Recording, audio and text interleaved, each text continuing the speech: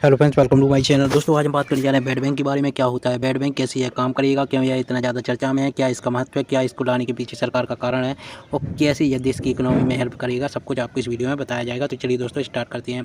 यूँ तो आपको बैड बैंक ये नाम सुनकर थोड़ा अजीब सा लग रहा होगा, लेकिन दोस्तों ये बात सही है कि पिछला जो लास्ट बजट अनाउंस हुआ था, उस बजट में यहाँ पर निर्मला सीतारमण जो फाइनेंस मिनिस्टर है, उन्होंने अनाउंस किया था कि देश में बहुत जल्द एक बैड बैंक लाया जाएगा जो बैंकों की जो एनपीए जो बैंकों की पड़े हुए हैं, इन एनपीए की प्रॉब्लम को सॉल्व करेगा। तो चलिए दोस्तों, जानते हैं बैड बैंक क्या होती हैं। इससे पहले आपको कुछ टर्म याद रखनी है, लायबिलिटी क्या होती है, एसेट क्या होती है। तो सबसे पहले बात करते हैं यहाँ पर कि बैंक कैसे काम करता है। तो बैंक में क्या होता है, बैंक काम कैसे करता है। तो यहाँ पर आपको बता दें, जो बैंक होता है ये अपना कोई भी पैसा नहीं लगाता है, ये आपके ही पैसे को एक स्थान से दूसरे स्थान पर पहुंचाकर, मतलब लेन देन करवाकर आपके ही पैसे को किसी दूसरे से अप्रत्यक्ष रूप से लेन देन करवाता है और इससे बैंक अपने जो इनकम है वह करता है। मान लीजिए यहाँ पर आपको बता दें कि अगर बैंक की अगर परिभाषा की बात करें तो बैंक क्या होते हैं। बैंक एक फाइनेंशियल इंस्टीट्यूशन होता है जो आपको पैसे जमा करने की फैसिलिटी प्रोवाइड करता है और आपको कभी किसी बिजनेस को सेटअप करना हो या आपको किसी प्रकार का लोन लेना हो तो लोन देने की फैसिलिटी भी प्रोवाइड करता है। तो पैसे को जमा करने की और पैसा उधार देने की जो फैसिलिटी प्रोवाइड करवाता है वह आपका क्या है, वह बैंक कहलाता है। ये आपका यहाँ पर टर्म है, सिंपल सा। तो यहाँ पर आपको बताना है जो बैंक है वह काम कैसे करते हैं। तो बैंकों का काम क्या है, बैंक काम कैसे करते हैं। तो यहाँ पर आपको बता दें बैंक अपनी इनकम जनरेट कैसे करते हैं। तो यहाँ पर आपको बता दें, आपको पता है कोई व्यक्ति यहाँ पर, अगर मान लीजिए कोई व्यक्ति है, उसने बैंक में कुछ पैसा डिपॉजिट किया। मान लीजिए उसने 100 रुपये बैंक में एफडी के फॉर्म में जब डिपॉजिट कर दिया। आपको पता है एफडी या सेविंग अकाउंट के रूप में कोई व्यक्ति बैंक में पैसा डालेगा। तो मान लीजिए उसने यहाँ पर 100 रुपये की एक एफडी बनवाई और बैंक ने कहा मैं इस पर आपको 5% का इंटरेस्ट रेट दूंगा, मतलब ब्याज दूंगा, और 1 साल की यह एफडी है। तो 1 साल बाद इस व्यक्ति को बैंक के द्वारा लौटाए जाएंगे कितने, 105 रुपये। बैंक के द्वारा कितने लौटाए जाएंगे, 105 रुपये। तो ये जो इसने 100 रुपये निवेश किए हैं, ये व्यक्ति अब क्या 1 साल बाद आएगा 105 रुपये लेने के लिए। तब तक बैंक क्या करेगा, ये जो 100 रुपये इस व्यक्ति ने निवेश किए हैं, इसी व्यक्ति के पैसे को किसी दूसरे व्यक्ति जिसको लोन चाहिए उसको यह 100 रुपये उसको अगर किसी व्यक्ति को 100 रुपये का लोन चाहिए तो बैंक उस व्यक्ति को लोन दे देगा 100 रुपये का, और उससे कहेगा कि मैं आपसे यहाँ पर 10% का ब्याज लूँगा, मतलब 1 साल बाद आपको इसके 110 रुपये हमको चुकाने पड़ेंगे। तो उसने कहा ठीक है, हम 1 साल बाद आपको 110 रुपये चुका देंगे। तो फिर 1 साल जैसे ही टाइम गुजरता है 1 साल का, तो फिर क्या होता है, ये जो व्यक्ति है ये बैंक का पैसा देने के लिए बैंक का पैसा देने के लिए आएगा बैंक में। तो ये 110 रुपये बैंक में पैसा जमा कर देता है 1 साल बाद ब्याज के साथ। 110 रुपये बैंक में पैसा जमा कर देता है। ये व्यक्ति जिसने पैसे जमा किए थे ये भी बैंक से पैसे निकालने के लिए पहुंचेगा। तो इसको बैंक क्या करता है, इसी 110 में से इसको बैंक 105 रुपये दे देता है और इस तरीके से बैंक की यहाँ पर 5 रुपये की इनकम हो जाती है। तो बैंक एक प्रकार के इंटरमीडियरी का काम करता है, किसके बीच में, जो डिपॉजिट करने वाला होता है, मतलब जो जमा करने वाला होता है, पैसा जमा करने वाला होता है, और जो उधार लेने वाला होता है, उसके बीच में एक प्रकार का किसका काम करता है, एक प्रकार का उसके बीच में किसके काम करता है, यहाँ पर इंटरमीडियरी का काम करता है। कौन, बैंक। चलो ये बात आपको समझ में आ गई। अभी यहाँ पर आपको बता दें, जिस भी ब्याज दर पर कोई भी व्यक्ति बैंक में पैसा जमा करता है, क्योंकि आपको पता है बैंक इस पर कुछ इंटरेस्ट पे करेगी, तो जिस भी ब्याज दर पर बैंक में कोई व्यक्ति जमा करता है उसको कहते हैं डिपॉजिट रेट, और जिस भी ब्याज दर पर बैंक किसी को लोन देता है वो कहलाता है लैंडिंग रेट। तो लैंडिंग रेट हमेशा डिपॉजिट रेट से बड़ी होती है, यह क्वेश्चन आपका पूछा जाता है, यह आपको ध्यान रखना है। इसी प्रकार आपको लायबिलिटी और एसेट भी ध्यान रखनी है। लायबिलिटी क्या कहलाती है कि जितना भी बैंक के पास, मान लीजिए मैं हूँ, आप हैं, मैंने भी 100 रुपये जमा कर दिए बैंक में, आपने भी 100 रुपये जमा कर दिए, और 1 साल बाद हम और तुम 1 साल बाद क्या करते हैं, पैसे ये निकालने के लिए जाते हैं। तो ये जो पैसे जमा किए गए हैं बैंक में मेरे द्वारा, आपके द्वारा, तो ये बैंक के लिए क्या होते हैं, ये बैंक के लिए लायबिलिटी होती है। यानी ये बैंक का दायित्व होता है कि वह समय आने पर आपके और हमारे पैसे लौटा दें। मतलब बैंक की लायबिलिटी कितनी हो गई, 2 लोगों ने 100 रुपये बैंक में जमा करी किए, अब वो कभी ना कभी तो पैसे निकालने जाएंगे ही, तो ये बैंक की यहाँ पर लायबिलिटी क्या होगी, 200 रुपये। तो बैंक का दायित्व, बैंक का पैसा लौटाने का दायित्व ही लायबिलिटी कहलाता है, यह आपको ध्यान रखना है। इसके अलावा एसेट क्या कहलाती है, बैंक जब किसी व्यक्ति को कोई लोन देता है तो वो बैंक का क्या कहलाता है, एसेट कहलाता है। किसी भी व्यक्ति को, कंपनी को, कहीं पर भी बैंक जब कोई राशि निवेश करता है या कोई पैसा देता है उधार, वो बैंक का एसेट कहलाता है, ये आपको ध्यान रखना है। अब यहाँ पर आपको ध्यान रखना है क्या, एनपीए के बारे में, कि एनपीए क्या होता है। तो एसेट मुख्यतः 2 प्रकार के होते हैं, एक होते हैं परफॉर्मिंग एसेट, एक होते हैं नॉट परफॉर्मिंग एसेट। तो यहाँ पर हम बात करने जा रहे हैं सिर्फ और सिर्फ नॉट परफॉर्मिंग एसेट के बारे में। तो यहाँ पर आपको बता दें जो एनपीए होते हैं ये क्या करते हैं, ये एनपीए जो होते हैं ये ये क्या होती हैं आपको पता है, ये एसेट का ही एक प्रकार है। लेकिन कौन सा एसेट है? Not performing asset. मान लीजिए किसी भी व्यक्ति को बैंक ने पैसे उधार दिए, मतलब एसेट दिए बैंक के लिए, वो उधार, वो जो लोन बैंक दे रहा है वो बैंक के लिए क्या है? वो पैसा बैंक के लिए एसेट है। तो मान लीजिए बैंक ने किसी व्यक्ति को लोन दिया। अब उस व्यक्ति को यह लोन चुकाना था किस्तों में। वह हर महीने उसको कुछ अमाउंट में किस्त जमा करनी थी और ऐसे ऐसे करके उसको एक सर्टेन टाइम तक ये किस्त जमा करनी थी। लेकिन इस व्यक्ति ने वादा तो यही किया था कि मुझे बिजनेस के लिए लोन चाहिए और मैं आपका समय आने पर जो लोन, मैं आपका जो लोन है वह ब्याज के साथ आपको चुका दूंगा। तो फिर इसने जो लोन लिया है, अब इसकी बन गई थी किस्त। अब इसको किस्तों पर यह लोन चुकाना था। लेकिन इस व्यक्ति ने क्या किया है कि इस व्यक्ति ने 90 दिन तक, मान लीजिए इसने एक किस्त, जो पहली किस्त थी वो भी नहीं दी, दूसरी भी नहीं दी, तीसरी भी नहीं दी, तो कोई भी जिसने भी लोन लिया है वह बैंक का पैसा, वह बैंक का लोन अगर लगातार 90 दिन तक उस लोन का एक भी पैसा नहीं चुकाता है तो उसको बैंक डाल देता है एनपीए में। अगर वो पहले महीने कोई भी किस्त नहीं देता है, दूसरे महीने भी कोई भी किस्त नहीं दी, तीसरे महीने भी कोई भी किस्त नहीं दी, मतलब ऐसे ऐसे करके उसने 90 दिनों तक एक भी पैसा बैंक को नहीं दिया लोन का, तो उसको उस पैसे को यहाँ पर बैंक, या उस लोन को यहाँ पर बैंक कंसीडर करता है एनपीए के रूप में। तो 90 दिन तक कोई भी लोन का कोई भी पैसा प्राप्त ना होने की स्थिति में बैंक का जो लोन है उसको बैंक डाल देता है किसके रूप में? आपके किसके रूप में डाल देता है बैंक? आपका एनपीए यानी नॉट परफॉर्मिंग एसेट के रूप में। मतलब वो एसेट तो हैं लेकिन वो परफॉर्म नहीं कर रहे हैं, उससे कोई बैंक को रेवेन्यू जनरेट नहीं हो रहा है, उससे बैंक को कोई भी पैसा प्राप्त नहीं हो रहा है, तो बैंक उसको नॉट परफॉर्मिंग एसेट के रूप में काउंट करता है। लेकिन अगर यही एनपीए, क्योंकि देखिए 3 महीने तक, मतलब 90 दिन तक उसने पैसे जमा नहीं किए, इसके बाद 1 महीने का टाइम और देगा बैंक, और इसमें बैंक उससे कहेगा कि अगर आप हमारा जो लोन लिया है वो आप चुकाइए, अगर नहीं चुकाते हैं तो आपको कुछ कानूनी कार्रवाई का सामना करना पड़ेगा। आपने जो चीज़ गिरवी रखी हैं उनको भी आपका, वो चीज़ें आपकी क्या होगी, वो उन चीज़ों को बैंक अपने काबू में ले लेगा। इस प्रकार की आपको धमकी दी जाती है। लेकिन अगर आप फिर भी इनकी इस नोटिस को भी इग्नोर करते हैं तो ऐसे ऐसे करके अगर 12 महीने का समय गुजर जाता है तो 12 महीने बाद यही एनपीए कंसीडर हो जाता है, या यही एनपीए को बैंक डाल देता है बैड लोन की कैटेगरी में या बैड एसेट की कैटेगरी में। ऐसा लोन जो बैंक ने दिया तो अच्छे के लिए था, लेकिन ये जो व्यक्ति है या तो इसका बिजनेस नहीं चला, इस वजह से इसने लोन नहीं दिया, या ये फ्रॉड निकला और इसने इस वजह से लोन नहीं दिया, इस कारण बैंकों का ये जो पैसा है, ये जो लोन है वह अटक जाता है और इसी को कहते हैं बैड एसेट या बैड लोन। क्योंकि 12 महीने से ज़्यादा अगर किसी भी एनपीए का कोई भी एनपीए अगर कोई भी व्यक्ति अगर लोन का कोई भी पैसा अगर लगातार 12 महीने तक नहीं चुकाता है तो उसको बैंक कंसीडर करता है बैड लोन की कैटेगरी में। तो दोस्तों किसी भी बैंक का जो एनपीए है अगर वो बढ़ता है तो उससे उस पूरे के पूरे बैंक की जो साख है वह प्रभावित होती है, उस बैंक की जो कैपिटल है वह भी कम होती है, उस बैंक की जो उधार देने की या उधार लोन देने की जो क्षमता है वह भी कम होती है, और पूरा का पूरा बैंक का जो स्ट्रक्चर है वह प्रभावित होता है। साथ में जिस भी बैंक का एनपीए बढ़ता है उस बैंक में लोग निवेश करने से भी भागने लगते हैं, मतलब उस बैंक में लोग पैसे डालने से भी दूर भागने लगते हैं। क्योंकि ऑलरेडी आपको बता दें, बैंकों का जो पैसा है, अब बैंकों का जो एसेट है वो है तो पैसा ही, लेकिन ये कौन सा पैसा है? ये बैंक ने किसी से लिया था और बैंक ने किसी दूसरे व्यक्ति को लोन के रूप में दे दिया। अब ये पैसा बैंक का अटक गया, संदिग्ध हालत में पहुंच गया, मिलेगा नहीं मिलेगा, और ना तो इससे कोई पैसा प्राप्त हो रहा है। इस वजह से बैंक के सर में होगा दर्द।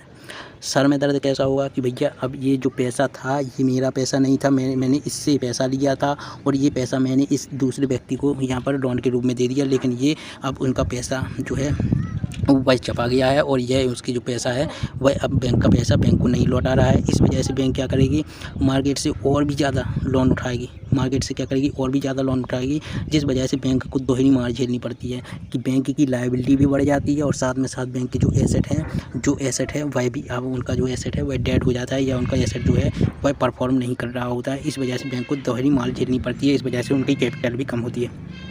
क्योंकि कोई किसी भी बैंक की कैपिटल जो होती है वह उस बैंक की नेट वर्थ होती है या नेट इनकम होती है। नेट वर्थ मतलब यहाँ पर किसी भी बैंक का जो एसेट है उसमें से अगर आप लायबिलिटी को माइनस कर दें तो उस बैंक की जो है वह उस बैंक की जो कैपिटल है वह निकल आती है, मतलब कैपिटल एसेट माइनस लायबिलिटी के बराबर होती है। तो यहाँ पर दोस्तों जिस भी बैंक का एनपीए बढ़ेगा उस बैंक का जो है उस बैंक की साख भी प्रभावित होगी, कैपिटल भी कम होगा, हर तरीके से उस बैंक को डैमेज पहुँचेगा और लोगों को पता चलेगा कि इस बैंक का पैसा जो है ऑलरेडी इतना सारा पैसा खप गया है, मतलब इतना ज़्यादा पैसा एनपीए हो गया है। इस वजह से लोग सोचेंगे कि आने वाले समय में ऐसा नहीं ये बैंक दिवालिया हो जाए।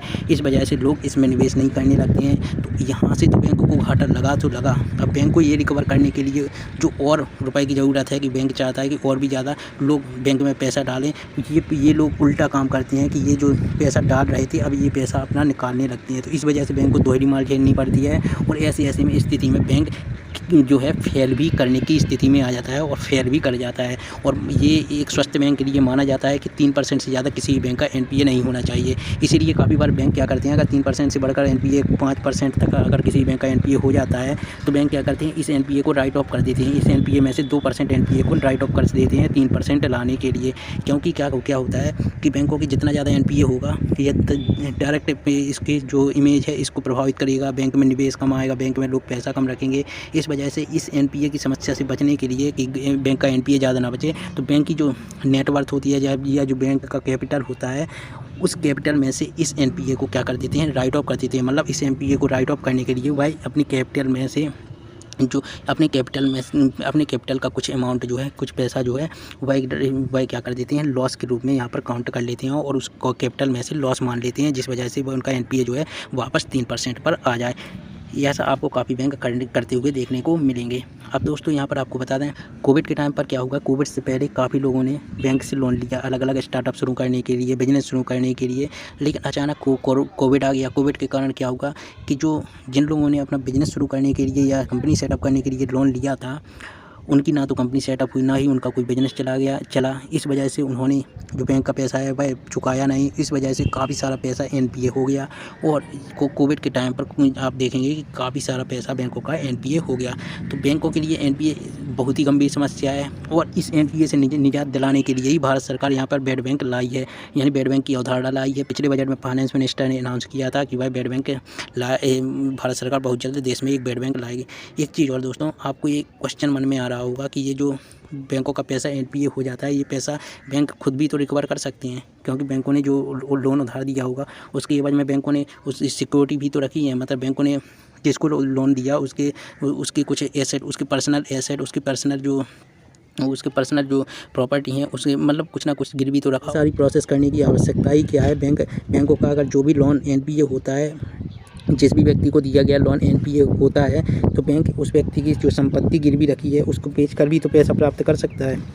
लेकिन दोस्तों अगर आपको जितनी आसान ये प्रोसेस लग रही है उतनी आसान प्रोसेस है नहीं। बैंकों को भी इसमें काफ़ी लीगल काफ़ी इसमें जो कानूनी कार्रवाई है उनसे गुजरना पड़ता है और इसमें भी काफ़ी लंबी प्रक्रिया का सामना बैंकों को करना पड़ता है। और चूँकि बैंकों का काम जो है वह है लेन देन करने का, इस वजह से बैंक इसको जो चीज़ें गिरवी रखी गई हैं इन एसेट को बेचने या नीलाम करने की प्रोसेस को या इन सारी कानूनी कार्रवाई को सही से हैंडल नहीं कर पाते हैं। इस वजह से बैंकों का एनपीए काफ़ी सालों तक यहाँ पर क्या रहता है, अटका रहता है। जो एसेट है वह एनपीए के रूप में अटका रहता है। इस वजह से बैंक काफ़ी ज़्यादा स्ट्रेस में रहते हैं। तो इसी समस्या से निजात दिलाने के लिए कि ये जो एनपीए की प्रॉब्लम है इसको सॉल्व करने के लिए यहाँ पर बेड बैंक लाया जा रहा है।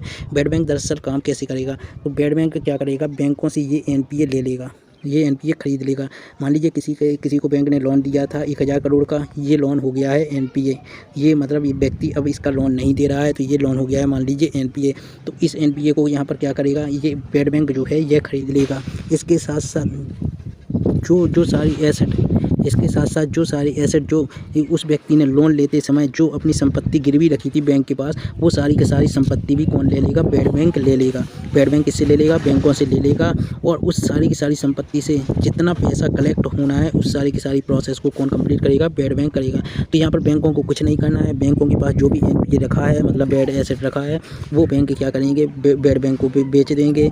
फिर बेड बैंक क्या करेगा, उन सारे के सारे जो एनपीए को बेचा गया है उसके साथ साथ जो भी एसेट उनके उस व्यक्ति की जो भी संपत्तियां बैंक के पास गिरवी रखी थी उन सारी की सारी संपत्तियों के जो कागजात जो सारी की सारी संपत्तियों के जो कागजात हैं वो कौन ले लेगा, यहाँ पर बेड बैंक ले लेगा। उसके बाद बेड बैंक अपने हिसाब से इसको हैंडल करेगा। मतलब बेड बैंक जो है फिर इसके ये जो एनपीए हो गया है जो लोन, और जिसने लोन लिया था उसके जो एसेट हैं उनको बेचकर नीलाम करके या किसी भी प्रकार से उनको रिकवर करने का, उनसे जो लोन है उसको रिकवर करने का प्रयास करेगा।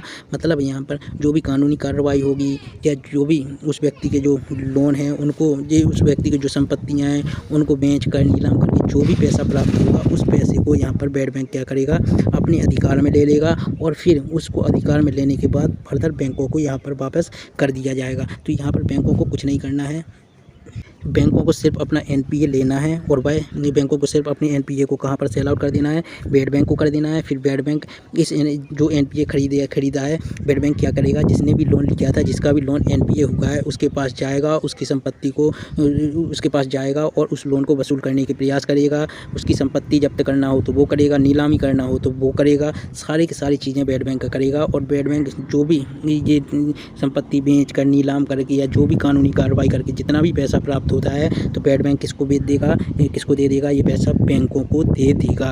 और बैड बैंक में भी दो संस्था काम करेंगी, एक है NARCL और एक है IDRCL। NARCL का मतलब क्या है, तो NARCL का मतलब है यहाँ पर national asset reconstruction company limited. जी हाँ दोस्तों, फिर से मैं बता देता हूँ, national asset reconstruction company limited. और बैड बैंक की यह वही संस्था होगी जो बैंकों से उनके जो एनपीए हैं, जो लोन एनपीए हो गए हैं, उनको खरीदेगी। और फिर इसके बाद जो इसमें बैड बैंक की एक दूसरी संस्था होगी IDRCL, जिसका फुल फॉर्म है इंडिया डेब्ट रिजोल्यूशन कंपनी लिमिटेड। वह इस एनपीए का जो निपटारा है, एनपीए को कैसे वसूलना है, कैसे इसके जो जिसने एसेट जिसने लोन लिया था उसके एसेट को कैसे बेचना है, कैसे नीलाम करना है, कैसे वो पैसे निकालना है, मतलब पूरा का पूरा वसूली का काम जो है वह किसका रहेगा, वह रहेगा IDRCL का। जो भी संपत्ति जिसने जो लोन लिया था उसकी जो भी संपत्ति बैंक में गिरवी रखी थी उसको बेचने का काम, उसको नीलामी का काम, उसकी कानूनी कार्रवाई, उसके सभी प्रकार के जो वसूली की जो कार्रवाई है वो कौन करेगा, वो करेगा IDRCL।